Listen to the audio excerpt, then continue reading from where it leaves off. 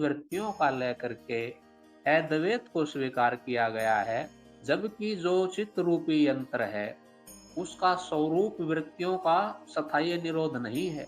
वो फिर गतिशील होगा, वो दोबारा गतिशील होगा, तो उनकी वही दुर्दशा फिर होगी। क्यों? क्योंकि वृत्तियों को सत्य माना, अब वो रुकती नहीं, समाधि में अखंड बैठा जाता नहीं, तो वो एक दुविधा में फंस जाते हैं।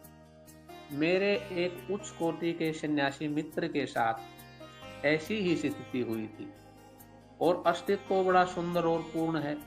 उस समय मैं ज्ञान मार्ग पर था, और मेरी समझ में ये बात आ चुकी थी कि समाधि किसी अवस्था का नाम नहीं है।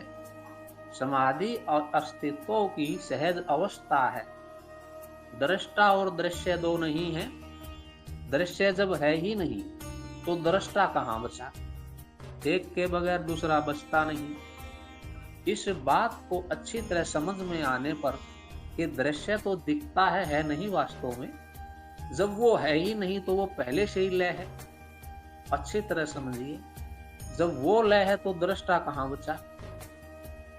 इस मिथ्या को जानकर, और वास्तव में ये दोनों एक ही है, दो नहीं, अभिन्न है, तो समाधि की अवस्था में तो दृष्टा सदैव से है, और अस्तित्व में दृश्य भी सदा से लय है, प्रकट होते हुए भी, और दृष्टा में कोई परिवर्तन नहीं, वो भी सदा से समाधि में है।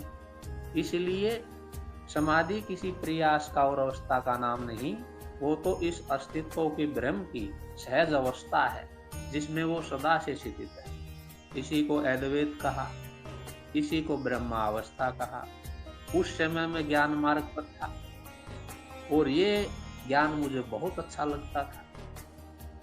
इस भाव में या साक्षी भाव में रहने का, बने रहने का एक प्रयास चलता था। और वो जो मेरे सन्यासी मित्र थे, वो योग मार्ग की साधना करते थे। वो अष्टांग योग के द्वारा या योग मार्ग के द्वारा उस स्थिति में पहुंच चुके थे, या उसके नजदीक थे, जहां विचार शून्यता की स्थिति उनको आ जाती थी। धीरे धीरे उनको बहुत आनंद आता था उस अवस्था में। वो घंटों बैठे रहते थे, लेकिन सारा जीवन या सारा दिन तो बैठना संभव नहीं।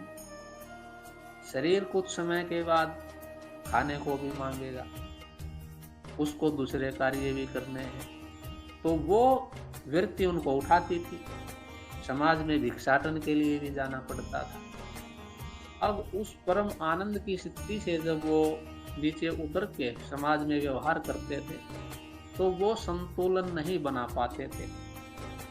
उनकी समझ में नहीं आ रहा था कि ये जो इसको मैंने पूर्णता मान लिया है, कि ये पूर्णता है भी या नहीं, क्योंकि ये तो निरंतर नहीं है।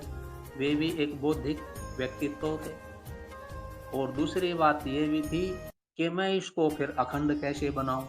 ऐसा संघर्ष चलता था, और यही अपने मन की व्यथा उन्होंने मेरे सामने रखी। तब मैंने ज्ञान मार्ग का जो रास्ता है वो उनको बताया कि ज्ञान मार्ग में तो वृत्तियों का निरोध और नाश नहीं है। उनकी सत्यता को जाना जाता है कि वे वास्तव में होते हुए भी नहीं है। यही उनसे वास्तव में मुक्ति का सबसे सुंदर और सरल उपाय है। उनको कहीं ना कहीं इस बात ने झकझोरा, उनको करंट जैसा लगा, उनको मेरी बात अच्छी लगी। उन्होंने भी ज्ञान मार्ग, ज्ञान दीक्षा कार्यक्रम किया। आज उनका जीवन बिल्कुल पूरी तरह आनंद में और शांति में सरोबार है, क्योंकि बहुत ही उच्च कोटि के महात्मा हैं। पहले ही योग मार्ग पर चलकर, विपश्यना मार्ग पर चलकर, कई आध्यात्मिक मार्गों पर चलकर चित्त पहले ही बहुत ज्यादा शुद्ध हो चुका था, बुद्धि कुशाग्र थी, ज्ञान को एकदम ग्रहण कर लिया गुरुदेव के, और वृत्तियों की मिथ्या को जान लिया। अब वो मेरे लिए स्वयं प्रेरणा का स्रोत हो गए हैं। बहुत आनंद आता है ऐसे